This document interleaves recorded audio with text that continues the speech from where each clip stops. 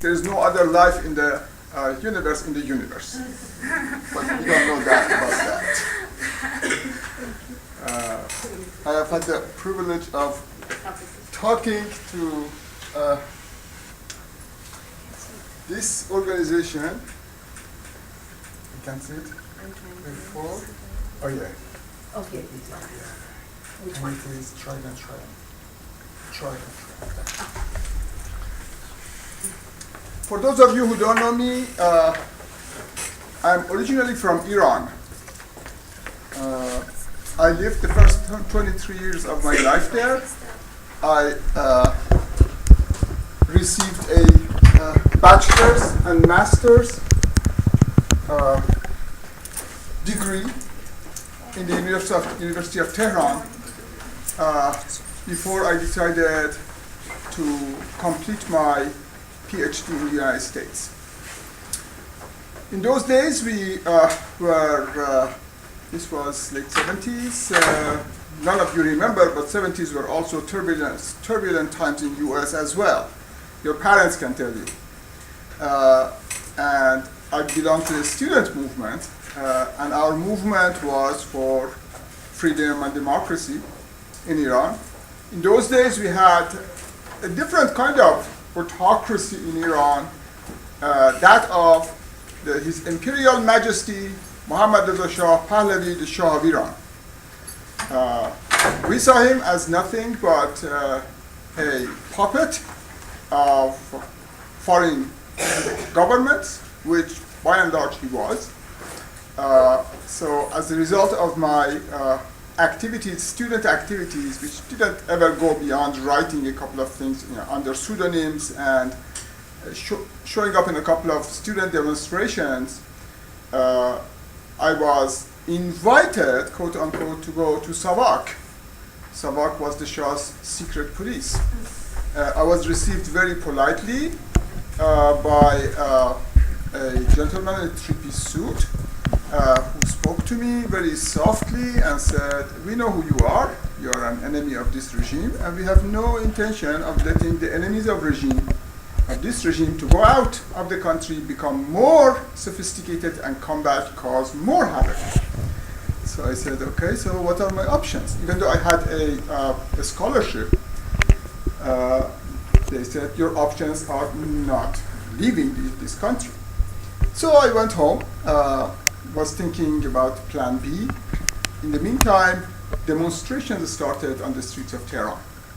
These were the demonstrations that led eventually to the 1979 revolution in Iran, that is now dubbed as the Islamic Revolution of 1979. The Shah of Iran was ousted. The Shah of Iran was indeed a puppet. He was installed by the American government during the first coup d'etat, the first military change of regime that the United States ever conducted outside of the country. CIA was just created in 1951, and this was a very nascent organization, and there was this brash young agent by the name of Kermit Roosevelt, who was in charge of removing the democratically elected president, the prime minister of Iran, and installing the Shah of Iran in his place. And he succeeded spectacularly, and it worked like a charm. He wrote a book, Kermit Roosevelt, who was actually a grandson of Theodore Roosevelt. Had the name that now sounds funny to us because of the association of the word Kermit with the frog. But in those days, it was a very blue-blooded name. And he was also a cousin of FDR. So he wrote a book and bragged about it. My mother was pregnant with me and my twin brother at the days of the coup d'etat military regime. She almost had an abortion, a spontaneous abortion, miscarriage because of the fear that she had. So we'd like to say, me, my brother, and fear are triplets. We were born in the situation of extreme fear and bloodshed on the streets. I grew up under the Shah. I hated it because you had no real freedoms. You even had to censor your private journal. I still have my private journal in which I've censored it because there was no guarantee that the secret police would not break in and look into all your things and say, oh, so what is that? Well, in 1978, I left the country fully expecting to get my PhD and going back and contributing to the movement of the Iranian people towards freedom. 2 months after I left, the revolution happened. Indeed, the reason Savak allowed me to leave the country was the demonstrations were starting, and the Savak secret police decided these troublemakers are likely to be the leaders of the revolution. So it's good to just kick them out of the country and maybe contain this situation. Well, they had miscalculated, we had miscalculated, we knew something was going on, and we said, oh, it's going to take at least a year for this thing to get anywhere. Within 2 months, the revolution had succeeded. Ayatollah Khomeini had come to power, and for less than a year after that, we were jubilant. We said, okay, something is happening, the country is getting free, and then the revolution got hijacked by the clerics, by the mullahs, and turned into a combination of democracy and theocracy, which is the dual government, which is what it is today.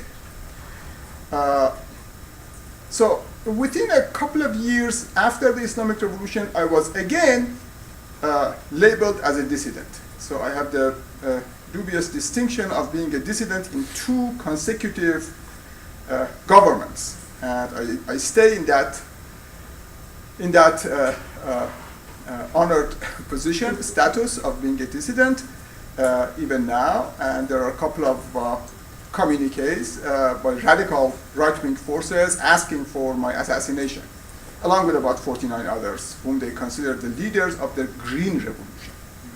Today I'm going to talk about the Green Revolution, a green movement in Iran, 2009, and continuing in on the heels of that, the Middle Eastern revolution of 2010. So I have subtitled this, the 21st century starts in 2009, which sounds like a bit of a math problem, because we know 21st century started in, depending on what you think, 2000 or 2001, but never 2009. Yes, that is a mathematical proposition, is correct, but socially, some centuries are shorter than others.